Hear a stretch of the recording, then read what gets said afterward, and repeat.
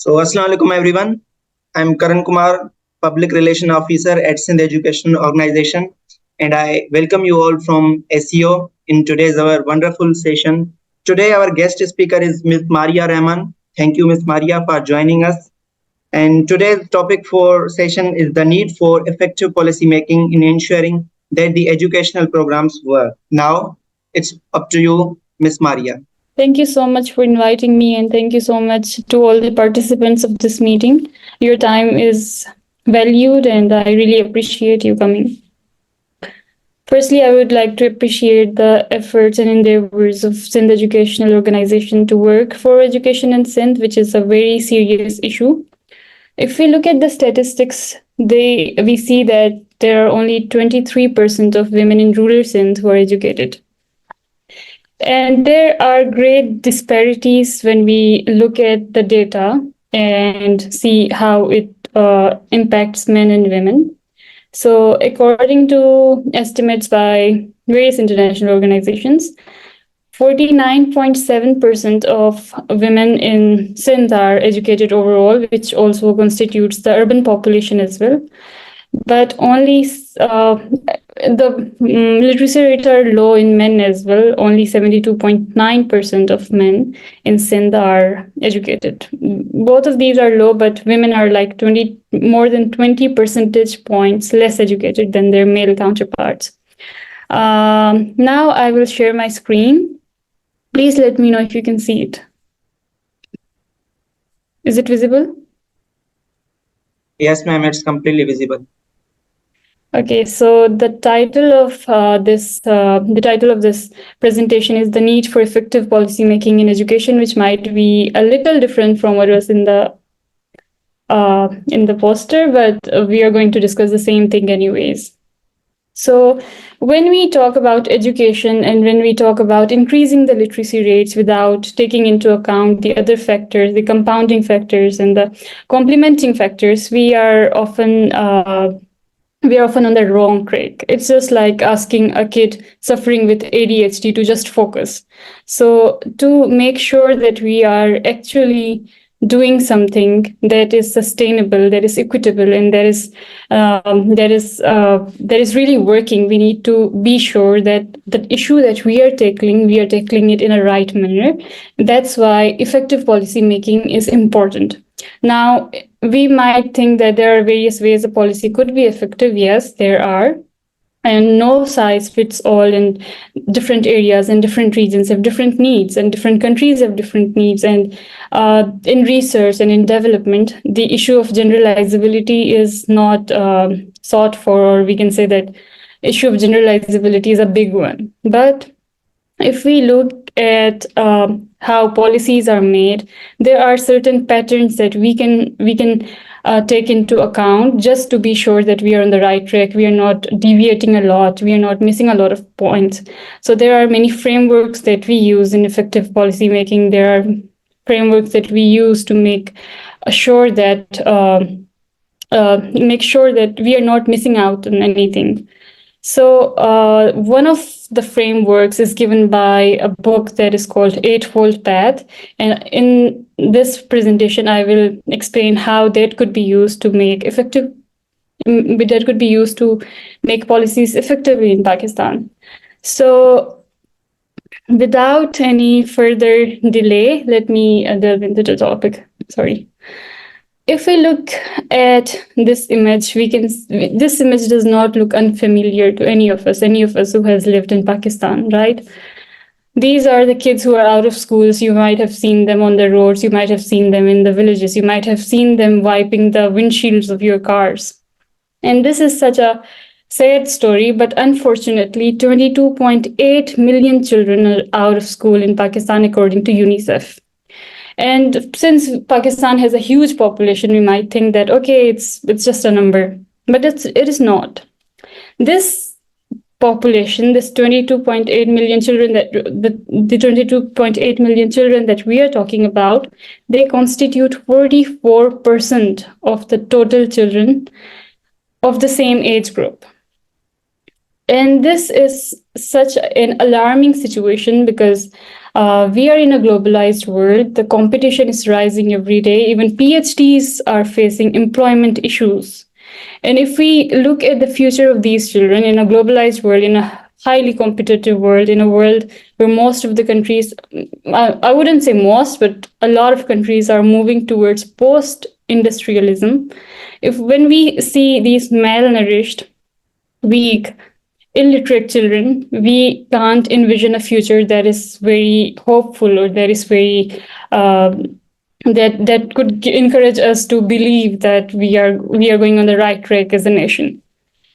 So these are the reports by UNICEF only, and UNICEF is an organization that is working to improve the situations, but it cannot be possible without structural changes. And one thing that incentivized and that helped me think more about policy making was the realization that many of the issues that we try to solve through aid and through collecting donations are issues that are related to structural barriers, and unless we don't address the issues, the underlying issues, it is not possible for us to combat these challenges, right?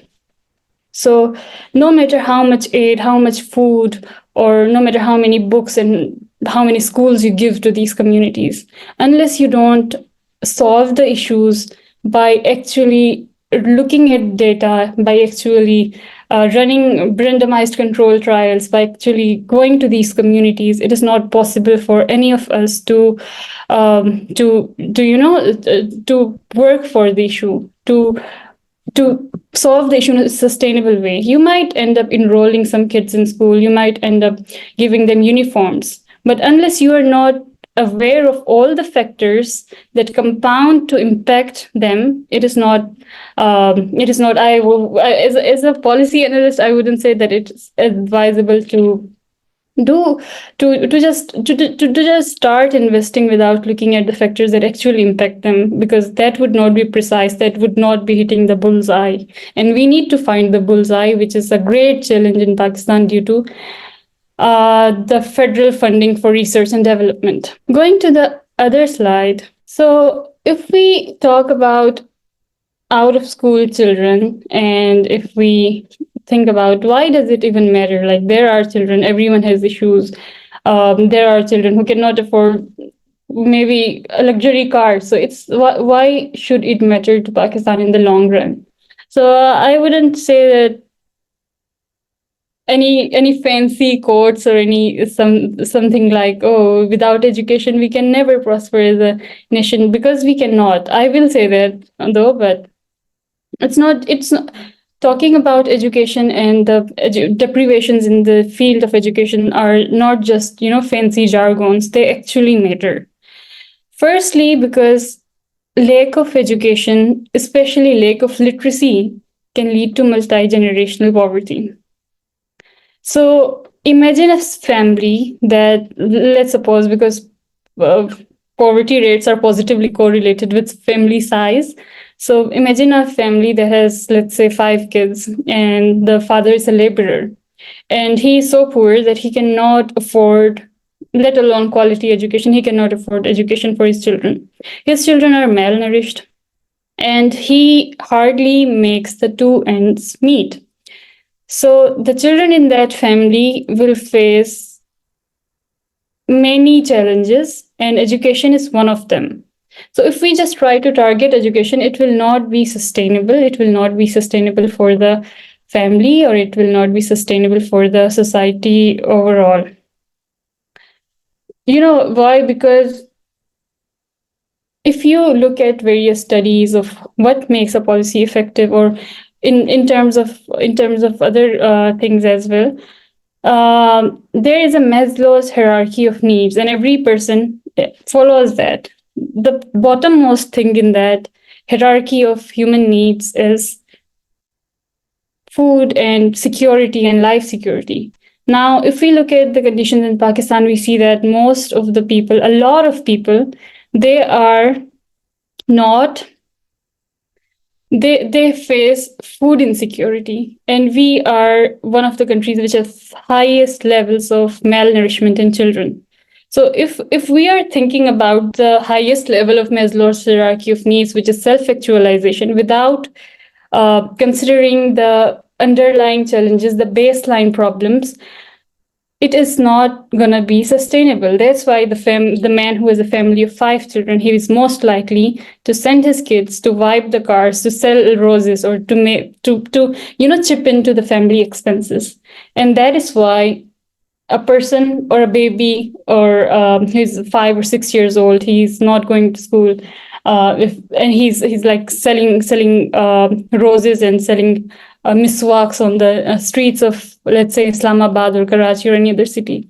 Do we expect him to get an engineering degree, or even if he does not get an engineering degree, do we expect him or her or them to become a CEO? No. Education matters, because unless you are not educated, you are not able to afford a good life to your kids. And okay, it's understandable that many educated people also end up unemployed, but there is always a hope in terms of education, that if you have the skill, you have the skill set, you have the education, you are more likely to help, you're more likely to get something done, and you're more likely to make more aware choices in life. Secondly, according to Universal Declaration of Human Rights, poverty and especially education it doesn't say much about poverty, but Universal Declaration of Human Rights has two sets, we can say. There are civil and political rights, and there are economic and social rights. So according to UDHR, education is a basic need. And if we are looking at the lack of education in Pakistan, lack of education in Sindh, huge disparities in terms of percentage points difference between the male and female education, we are not just talking about, oh, they are not educated or they are suffering, or that's okay. This is also a basic human rights issue. And this is creating great disparities between different people and different people of the same community as well. And lastly, obviously, it is a huge threat to the future of Pakistan, because Pakistan, because it is Pakistan that has all these children, right? It is Pakistan that has 22.8 million children, that too between the age of 5 and 15 alone, that are out of school. So it impacts Pakistan because it will hamper innovation. It will lead to higher rates of unemployment. And since poverty and lack of education complement each other, and poverty and crime rates also complement each other, it's also a threat to the security in the regions, different regions of Pakistan. It can lead to denser urban areas, because since there are less educational opportunities in the rural areas of Pakistan, people are more likely to migrate towards the cities, and there will be oceans of poverty and islands of wealth, where they will be centered in the urban areas, of course. And those who can afford will move to the cities, move to the cities and the other regions in pursuit of better economic and social interests. And those who cannot will be left behind, or they will also migrate, but they will do very menial jobs. Not to say that any job is good or bad, but I mean low-paying jobs. When we talk about why education is important, we hear very cliche things like education is the key to success. But I have a very skeptic approach to it as well, that education is a symbol of class as well, especially formal education. And sometimes I also find it very paradoxical that we, as policymakers, I'm not a policymaker yet, I'm still in the process of being that, but policymakers, politicians, and the people who decide for the whole country are speaking in a language, or are trained to speak in a language, and are trained to make an echo chamber that is not reflective of the rest of the country. What I mean by that is that all the policy documents are in English. Uh, the Constitution of Pakistan is also in English. It might be in Urdu as well. It is, I think. But official language of Pakistan is English, but majority of the people do not understand it. So this system has its roots in the colonial past as well, where they changed Persian language with English language as the official language of subcontinent, and India and Pakistan are currently dealing with the same issue. So there is a huge disconnect when we think about talking about effective policy making, talking about creating a change, and seeing at ourselves and being introspective about what we are actually doing. So what we are actually doing is we are trying to solve an issue without taking on board the stakeholders, taking on board the people who are actually impacted by it, taking on board the people who are worst affected by our choices. So if I go to a rural place in Sindh and start talking to them about the Eightfold Path or the different books, it will not make an impact. To connect with the hearts and minds of people, which is the most impactful and most effective way of policy making, I need to be aware of their concerns, what they are trying to achieve. If I'm trying to gift Oxford books to a child, a 5-year-old child in let's say in Thar Parker, it would be so stupid of me because that child needs food more than books. Food comes before education. That's why in the US, in schools, they offer free lunches, and in many other states as well, so that if you are allowing someone to, if you want to empower someone enough, if you want them to be a part of the system, be act the way you like, act the way the governments like them to be, you need to make sure that their basic rights are addressed first. And it would be a good idea, I think, if we started similar programs in the government schools, because if I were given a chance between staying hungry all day and going to school, I would choose food over education. So we need to work to overcome these inconsistencies in the realm of policy making. I strongly suggest this book. This has a very deep impact on how I think about the class system and the education system in Pakistan. That is Big Capital in an Unequal World. That is by Rosita Armitage. And although it's mostly about the idea of elitism in Pakistan, but it also mentions how certain educational institutions are more of a sign of prestige and more of a sign of honor in the insiders club than the quality education.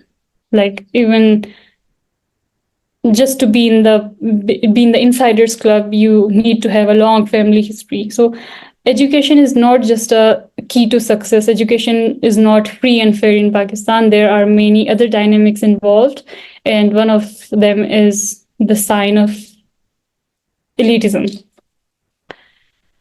Different things impact education in different regions, the rates, the levels of education in different regions, and they include social norms.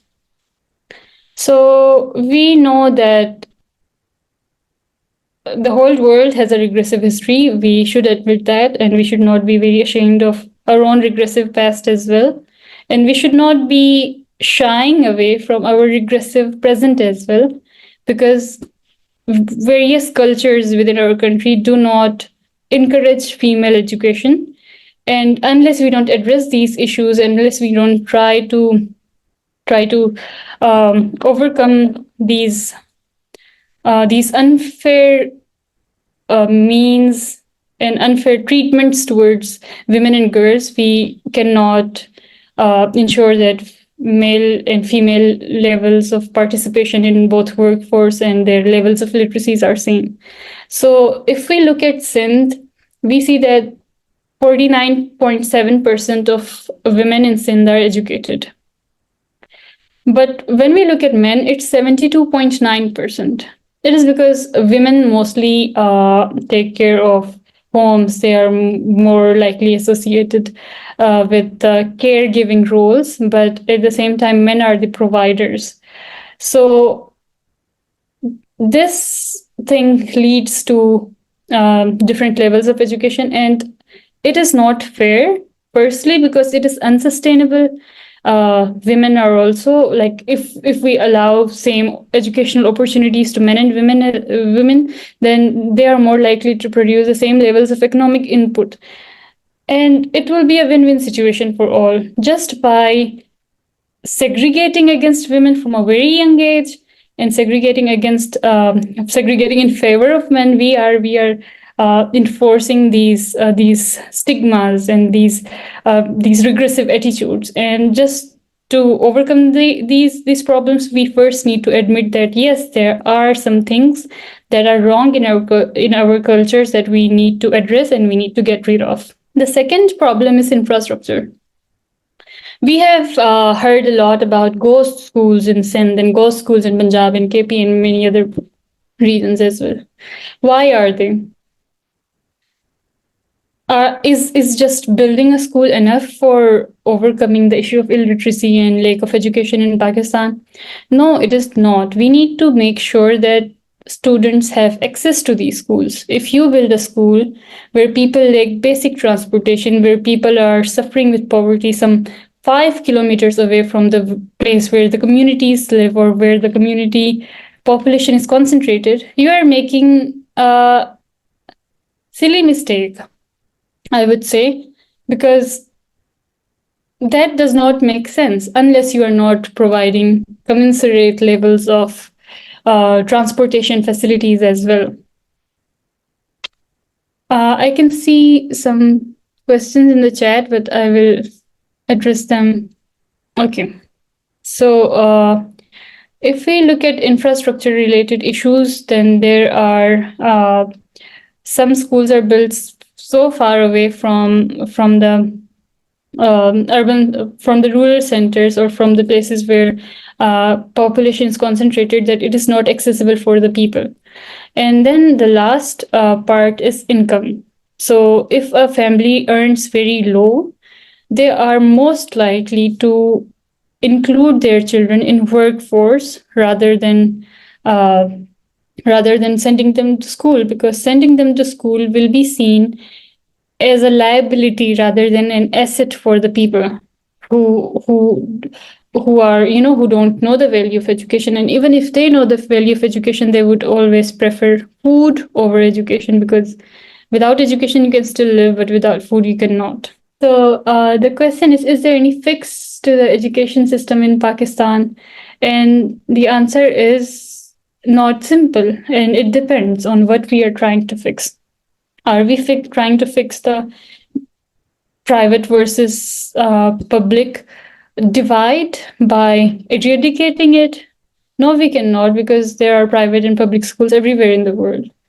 The thing that we need to work on is the quality of education in the schools that are not affordable, and that the rich people don't go to and the poor people can afford to send their kids to, because you cannot ask someone to be less good, but you can be more good. So this has roots in the colonial history. This is related to the sense of elitism, and this is related to elite culture, and there are many intertwining factors. But the fix to the current education system would be to work on the schools, the government schools, and trying to help them be better. So, as I've already discussed, if we look at a story, this is a story that most of us can resonate with, that despite having the same skill set, the people who are already better off have better chances of getting selected in interviews and grabbing better job opportunities, because they are they firstly, they most likely are better at casting a halo effect, and secondly, because they already have the links, social links, that they will through the opportunities that they avail at their schools, which obviously have better opportunities than the other schools. So there is a no black and white divide.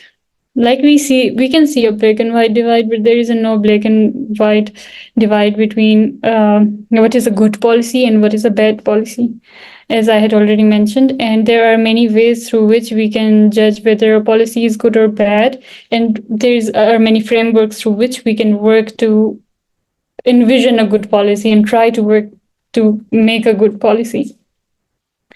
There are trade-offs in policy making. There is no policy that has no side effects or that has no downsides. So, Eightfold Path is a book by Eugene Burda, and I would strongly encourage reading it if you're interested in policy. It's like the Bible in policy making.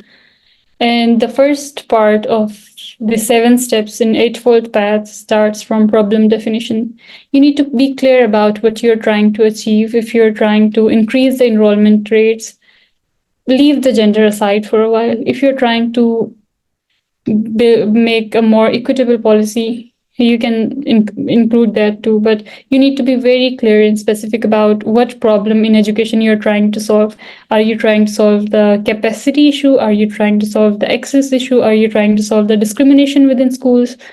You need to be specific about each problem, and each problem is a world of its own. After that, it's assembling evidence. I'm sorry, the background is is not very relevant, but in assembling evidence, funding, research methods, running randomized controlled trials, all these things are very important. And unfortunately, 0.16% of our federal budget goes to research and development, which is a shamefully low amount. And without research and development, investing the huge portions of GDPs in various sectors is not going to produce any results either, because we don't Excuse know me, the ma'am. target. We can construct alternatives because each policy has different alternatives, policy alternatives, and if we are following one path, if for instance there is a school that has that lacks access to that has very low enrollment rate, we can either build a new school in an area which has more population, or we can solve the transportation issue. And then to see whether our policy was successful or not, there are various criteria. We will see whether our policy is equitable or not, whether it is sustainable or not. And there are many other criteria as well, such as whether it can be completed in a specified time or not. But the most important criteria that most of the policymakers take into account is whether or not the policy is cost effective or not. We cannot spend billions for a single school. And then we will project outcomes. We will try to do the cost benefit analysis and various other steps that are involved in it. And then we will confront the trade-offs. We will see whether we value equity more than cost, or whether we value time more than cost. We will try to see what we value the most and then choose the best policy alternative.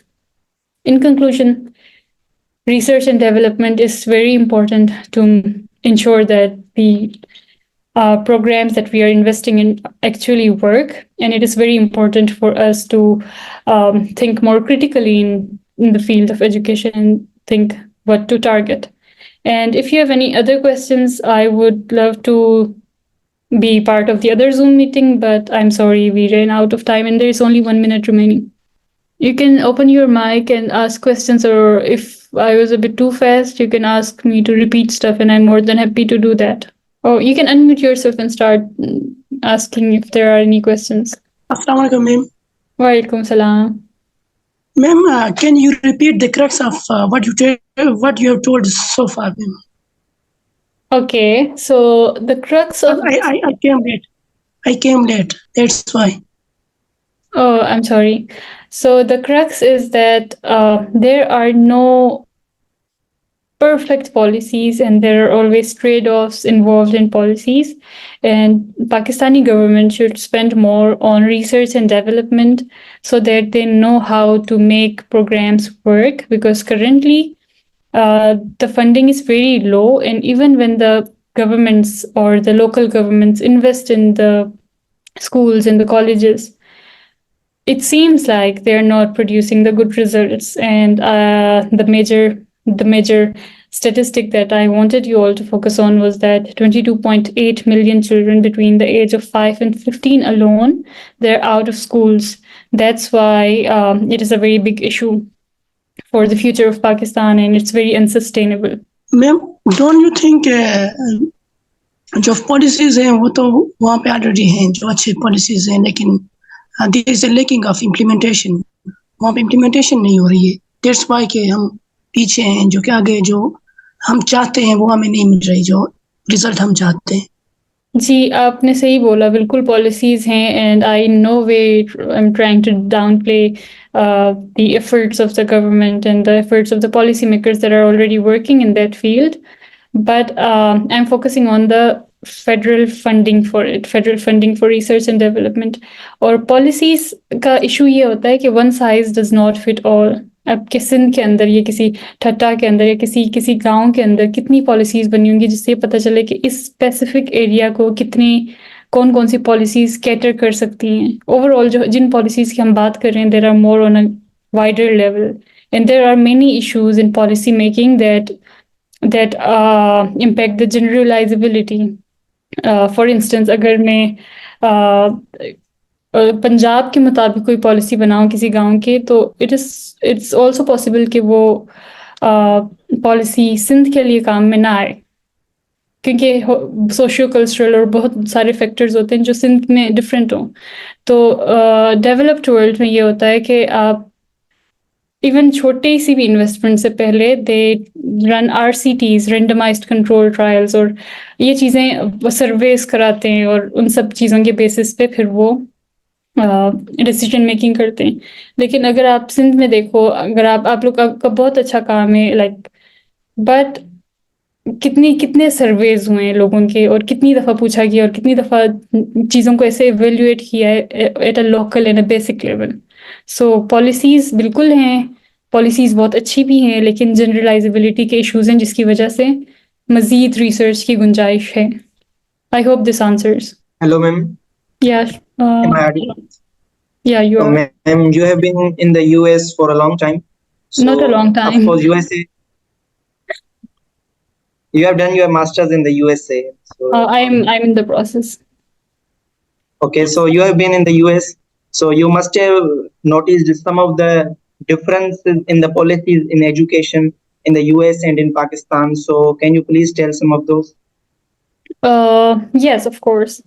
After this, I will answer some of the chat questions, and then we can move forward to the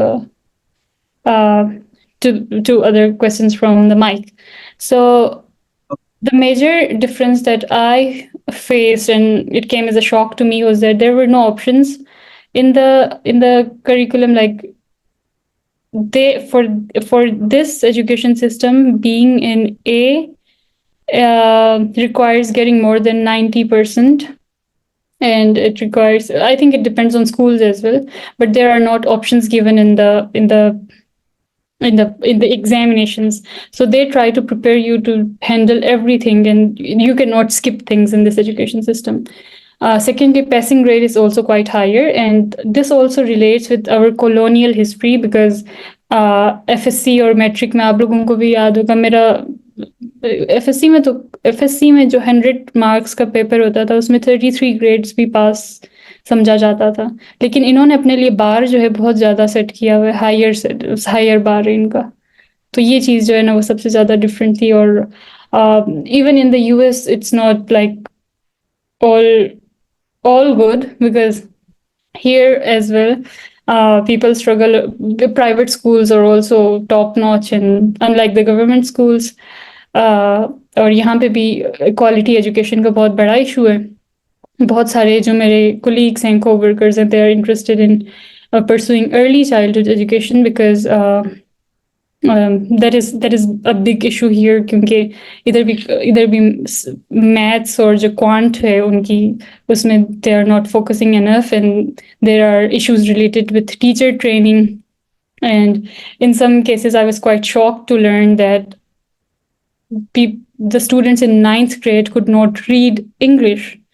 So it's mostly, in most of the cases, it's also an issue of resources. Like if you have resources, even if you are in any country in the world, no matter how underdeveloped it is, you will find a way to be competitive. But if you do not have, you will have to sustain on the bare minimum.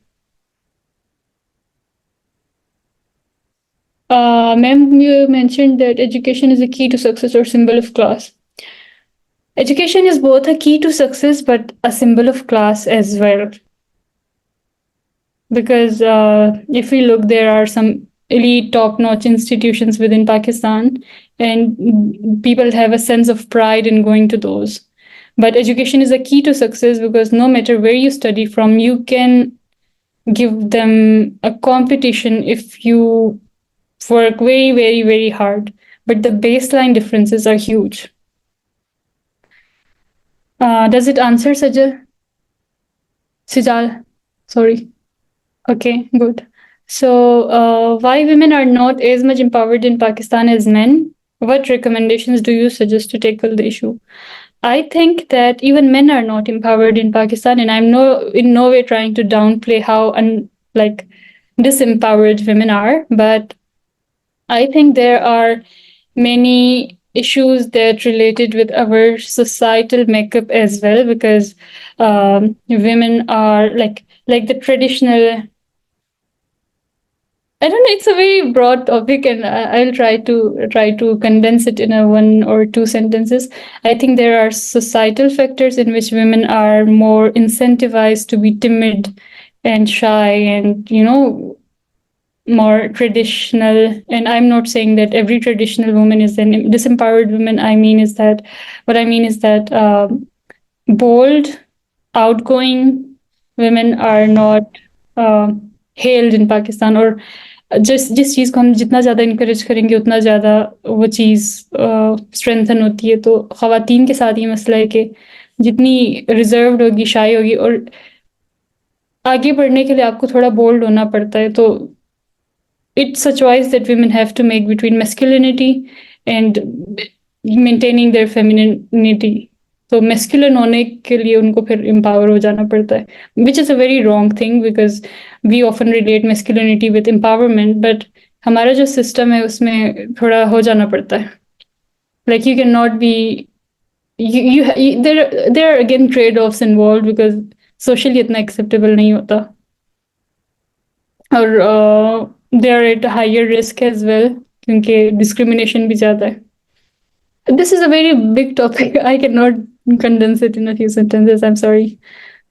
Nadia, that's a good question. And there are various strategies and policies to raise funds. And here there are some sites such as GroupMe, and then you can do online activism as well. But my idea was that why raise funds when people really deserve something? Like, there are systemic issues and we should not be in a position to raise funds in the first place. Like, they deserve the federal funding, they deserve the governments to take a stance for that. And I really appreciate the role of non-profit sectors in education, but I know this is like, there are various strategies like doing online activism, talking to stakeholders directly. Like, if you're trying to enroll more children in school, you can talk to the school administration and say that please waive off the fee of these kids. But in the end, for how long will you keep donating money?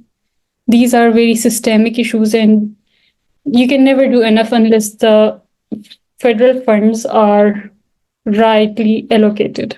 I am very much against it, raising rates of fees in universities and colleges.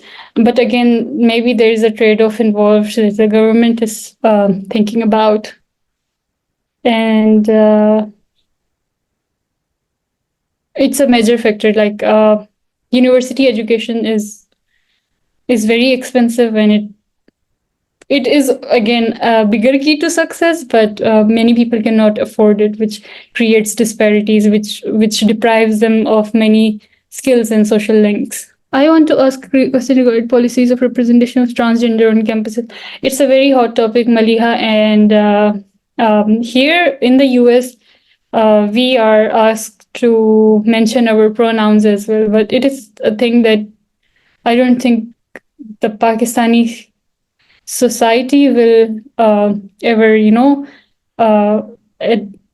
kind of they will ever accept. And there is these are like the greatest challenge that this issue faces is from the conservative side of the society and the people who believe very strongly in the religion. So we know the cases in which people have been lynched within the campuses. In case of Mishal Khan, if we see, so it's even discussing it. And I know many people who were of the transgender identity who had to hide their identity, just fearing getting exposed or facing discrimination. But I think Pakistan does have free education in the government sector, almost free or free. But for university education, even in the US, most of the people don't go to universities. I think I have 4 more minutes and I have to rush to another meeting. So if there are any other questions. जी ma'am, मेरा एक थोड़ा topic से हटके question था कि जिस तरीके से हम ये एक ऑर्गेनाइजेशन चला रहे हैं, सिंध एजुकेशन ऑर्गेनाइजेशन, हमें ऑलमोस्ट 3 ईयर हो गए। आई डोंट नो कि आप कितना हमारे ऑर्गेनाइजेशन को जानते हैं, लेकिन हम इंडिविजुअली कोशिश कर रहे हैं कि जो अपॉर्चुनिटीज हैं वो स्टूडेंट की तरफ पहुंचा पाएं और उनको गाइड कर पाएं।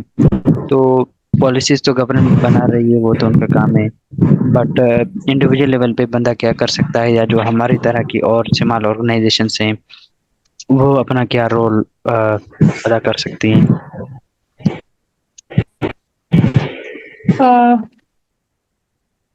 एक minute. So Abdul Latif, I think के पहले मैं इनका जल्दी से जवाब दे दूं कि firstly we need to bring innovation and we need to change our curriculum, क्योंकि मिस्टर चिप्स पढ़ के दिमाग को जंग लग गया, पता नहीं कब से पढ़ाया जा रहा है mister Chips. Good bye mister Chips, आप सबने भी पढ़ी होगी। और इस दौर में जब स्मार्टफोन्स का दौर है, कंप्यूटर साइंस में वो लोग GW बेसिक पढ़ाते हैं और use of mouse, use of keyboard पढ़ाते हैं। सो और curriculum is very outdated and I think this is the first thing that we should tackle.